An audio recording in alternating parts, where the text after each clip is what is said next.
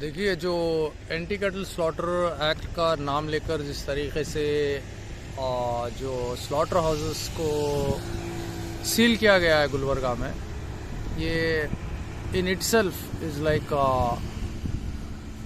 N unlawful act. Law का सहारा लेकर unlawful act करने का एक तरीका है ये, या बोलिए कि एक लॉ के तहत अनलॉफुल एक्ट हुआ है। ये इसलिए कह रहा हूँ मैं बिकॉज किसी को अनएम्प्लॉयड करना, किसी का सडन रोज़गार ख़त्म करना, ये ख़ुद जो है ना एक इंसानी हकूक़ पे या ह्यूमन राइट्स के ऊपर एक अटैक जैसा है। तो ये इंसान को बेरोज़गार करना एक ख़ुद गैर क़ानूनी चीज़ है। किसी का आप कारोबार उजाड़ देंगे, किसी को सडन उसके कारोबार से बंद कर देंगे, उसके कारोबार से उसको ख़त्म कर देंगे, उसके फैमिलीज़ के लाइवलीहुड को, लोगों के फैमिलीज़ के लाइवलीहुड को ख़त्म कर देंगे, लोगों को बेरोज़गार करके उनको जो है खाने की, ज़िंदगी की तकलीफ़ात में ढकेल देंगे। तो ये ख़ुद अनलॉफुल एक्ट है और ये इसका ज़िम्मेदार सरासर जो है गुलबर्गा में जो कैटल जो स्लॉटर हाउसेस बैन सील किए गए हैं, इसकी ज़िम्मेदारी मेरी नज़र में देखिए सबसे पहले तो जो है ना ये इलेक्टेड रिप्रेजेंटेटिव्स हैं। ये एक नंबर के निकम्मे जो इलेक्टेड हुए हैं, वो इसलिए कह रहा हूँ मैं 2017 में जो है स्लॉटर हाउस के लिए जगह अलॉटेड थी, जो कि हागरगा में जो है ना लगभग 5 एकड़ 38 गुंटास कुछ लैंड है जो ऑलरेडी स्लॉटर हाउस के लिए अलॉटेड है। जब ये लैंड ऑलरेडी अलॉटेड है तो अभी तक 2017 से लेकर 2022 तक वो स्लॉटर हाउस को रेडी क्यों नहीं किया गया? इसकी ज़िम्मेदारी elected representatives plus corporation commissioner या कॉरपोरेशन की है खुद, क्योंकि ये काम की ज़िम्मेदारी थी कॉरपोरेशन की, जो कि ये काम करने में नाकाम रहा। अब जब खुद कॉरपोरेशन और इलेक्टेड रिप्रेजेंटेटिव्स नाकाम हैं, इनकी नाकामी के वजह से जो लोग अपने रोज़गार को चलाने के लिए कुछ ज़रिया बनाकर अपना काम कर रहे थे, उनके रोज़गार पे हमला करके, उनको सील डाउन करके, उनके ऊपर केसेस करके, उनको हैरेसमेंट करके, उनको तकलीफ़ों में डालने की जो राजनीति कॉरपोरेशन और जो इलेक्टेड रिप्रेजेंटेटिव्स करे हैं, ये बड़ी शर्मनाक चीज़ है ये। और दूसरी चीज़ जो इसमें ये है कि भाई KKRDB, क्योंकि मैं KKRDB इसलिए कह रहा हूँ जो कि स्लॉटर हाउस के ताल्लुक़ से जब हम लोग लीड कर रहे थे, CPM जो है एंटी कैटल स्लॉटर एक्ट पास होने के बाद जिस तरीके से लाइसेंसों को रोका गया था, जो रिटेल शॉप्स के लाइसेंसों को रोका गया था, तो हम और हमारे पार्टी के डेलीगेशन जो हमारे डिस्ट्रिक्ट लीडर्स हैं, हम लोग मिलकर कॉरपोरेशन कमिश्नर को, जो इससे पहले के लोखंडे साहब थे, उनसे मिल के हम लोगों ने सारे लाइसेंसेस का रिन्यूअल कराया था, फ्रेश लाइसेंसेस रिन्यूअल कराए थे। उसी वक्त में स्लॉटर हाउस के ताल्लुक़ से जब बात हो रही थी, तब ये क्लियर हुआ था कि भाई जो स्लॉटर हाउस के लिए अलॉटेड फंड था वो कहीं डाइवर्ट कर दिया गया है।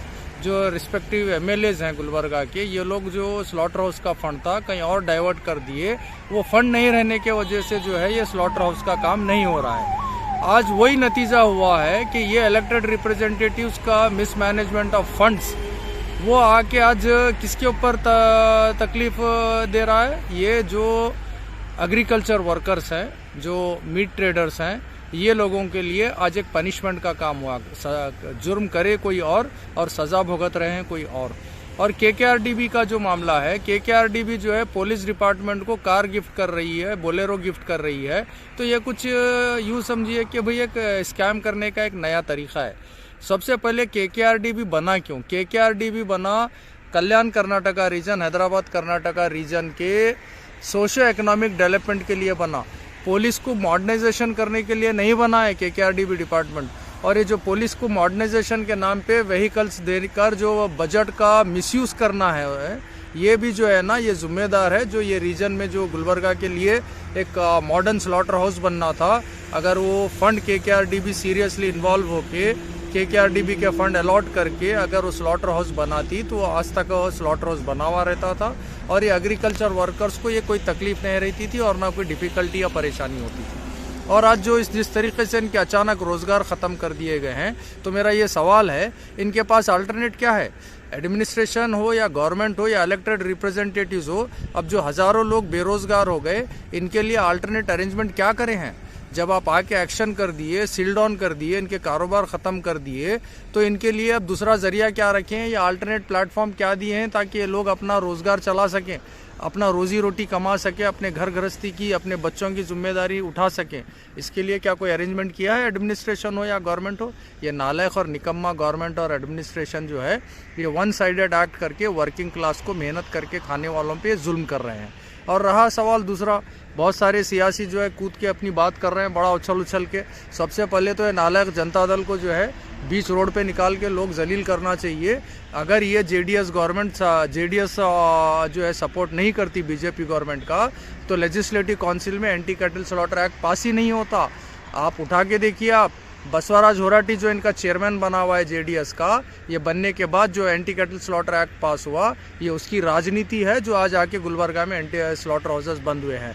जेडीएस का कोई लीडर उछल के कूदे तो मैं उसको चैलेंज करता हूँ, जो कोई है अपने आप को काबिल समझने वाला, वो आए मेरे सामने डिबेट के लिए, आके बताए उसकी पार्टी में कितनी सच्चाई है और कितना दोगलापन है, हम उसका नहीं तो जग जाहिर करते हैं।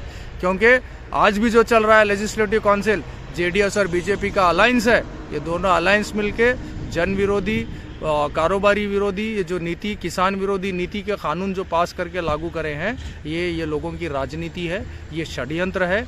ये हिंदुत्व आइडियोलॉजी जो आरएसएस का जो है, बीजेपी और जेडीएस जिस तरीके से मिलके काम चला रहे हैं ना कर्नाटका में, आने वाले इलेक्शन में इनको बीच रोड पे ठहरा करके लोग जब जलील करते रहेंगे तब इनके जो है सारी अकल ठिकाने आ जाएगी।